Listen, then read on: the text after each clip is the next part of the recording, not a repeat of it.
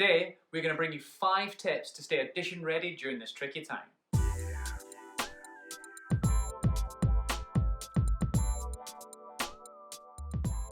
Number 1, stay match fit.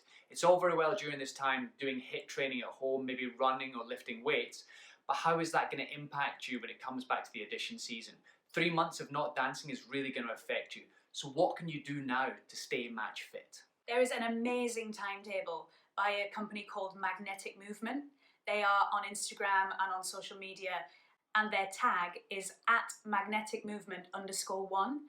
They have a timetable. It is incredible. They have jazz, ballet, fitness, Pilates, contemporary, commercial, lots of different styles of dance and fitness to keep you motivated, to keep you going. And these are often available for free or for a small donation. You can be taking class with Drew McConey, Stuart Winter, Jane McMurtry, Joe Goodwin, amazing people who are choreographers, assistant choreographers, associate choreographers who could possibly employ you in the future.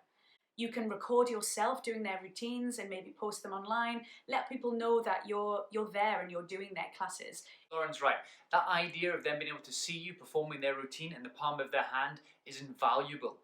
That is like a one-on-one audition situation that you wouldn't be able to get. So do these classes, and if you enjoy the routines, post them, tag them in it. They might just see it and it might lead to a job. There are also singing lessons available online right now. There's a wonderful vocal coach called Rachel Lynes, and her website, rachellynes.co.uk, she is offering for £5 a week, 17 vocal classes. There's also a free warm-up every day that she's doing. She's also the founder of the Sing Space that you should follow and check out and see what they're posting on there. In terms of acting classes, they're a little bit harder to come by, but follow the Actors Centre. Make sure you're checking their website regularly. They are offering some classes. They range between £6 and about £20 for different things, online classes, workshops, accent, vocal coaching, things like that. And also the Actors Cafe. They are doing a workshop in the next couple of weeks that you can apply for. You have to fill in a form online. So just follow these people, follow the Actors Centre, follow the Actors Cafe, and just see what they have coming up. It might be something you can get involved in.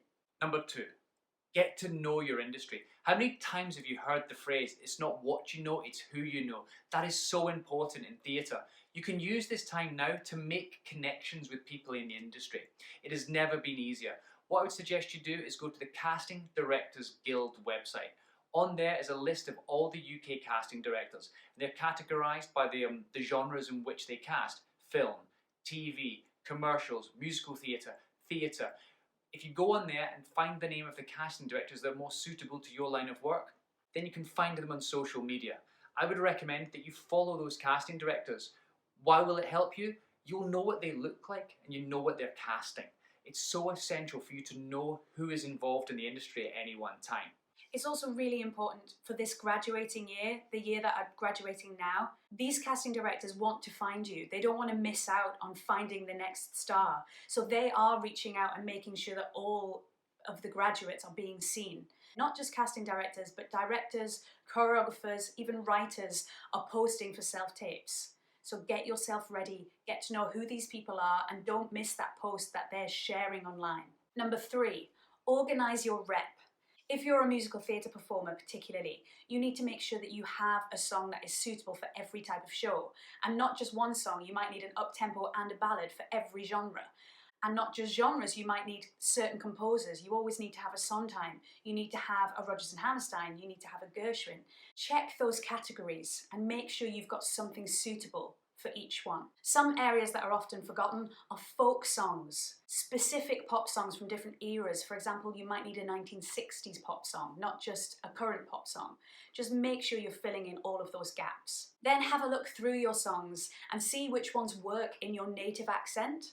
More and more casting directors are asking people to sing and act in their own accent. So see which ones work best. Try them in your regional accent if you have one.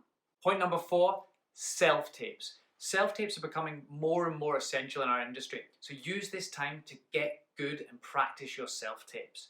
What you need for a self-tape is a plain wall and the light in front of you. Those are the 2 essential things. The next thing is the camera needs to be steady. Somebody holding it won't be clear enough. Why should you practice self-tapes now?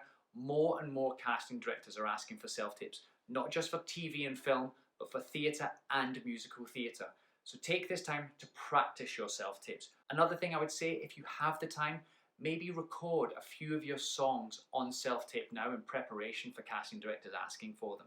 If you've got a few audition songs you tend to gravitate towards, sit down when you're relaxed, when there's no pressure, and record them now.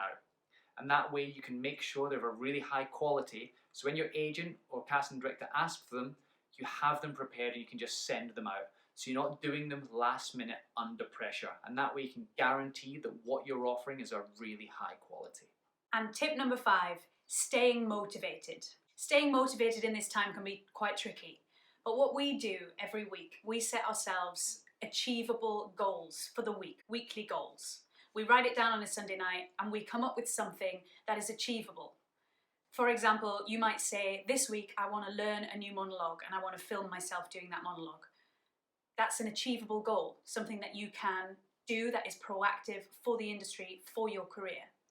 There's no point setting yourself unrealistic targets like I'm going to learn 5 new songs this week or I'm going to do 5 dance classes, because the likelihood of you achieving that is small.